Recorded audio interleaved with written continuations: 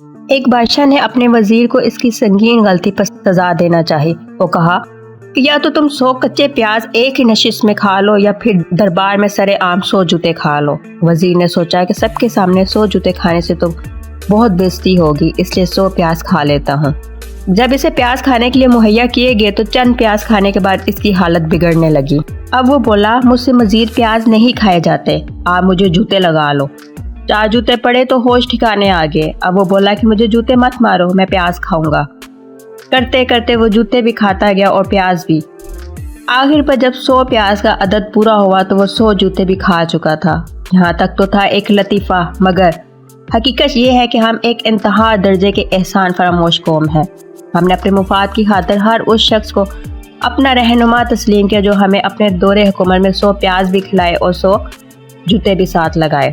دراصل ہم قیادت کی اہمیت نہیں جانتے۔ بقول حکیم الامت علامہ محمد اقبال، مکر کی چالوں سے بازی لے گیا سرمایہ دار، انتہائی سادگی سے کھا گیا مزدور۔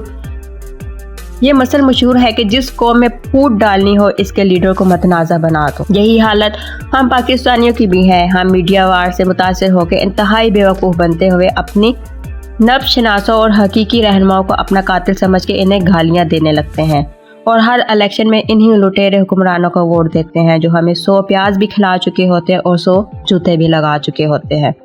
حالانکہ ہمیں چاہیے کہ ہم اپنے حقیقی رہنماؤں کو پہچانیں جو واقعی وطن عزیز کی سربلندی کے لیے جان توڑ محنت کر رہے ہیں۔ تو ہمیں چاہیے کہ ہم لٹیرے سیاستدانوں سے ہمیشہ کے لیے جان چھڑانے کے لیے مخلص رہنماؤں کو آگے لائیں جو ملک و قوم کی تقدیر کو بدل سکے۔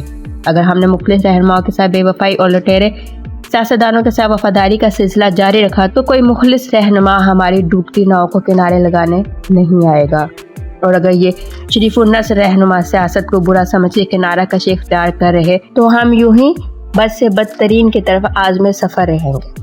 امید ہے کہ آج کی ویڈیو آپ کو پسند آئی ہوگی۔ اگر ویڈیو پسند آئی ہے تو ویڈیو کو لائک کر دیں اور چینل کو سبسکرائب کر دیں۔ Thanks for watching.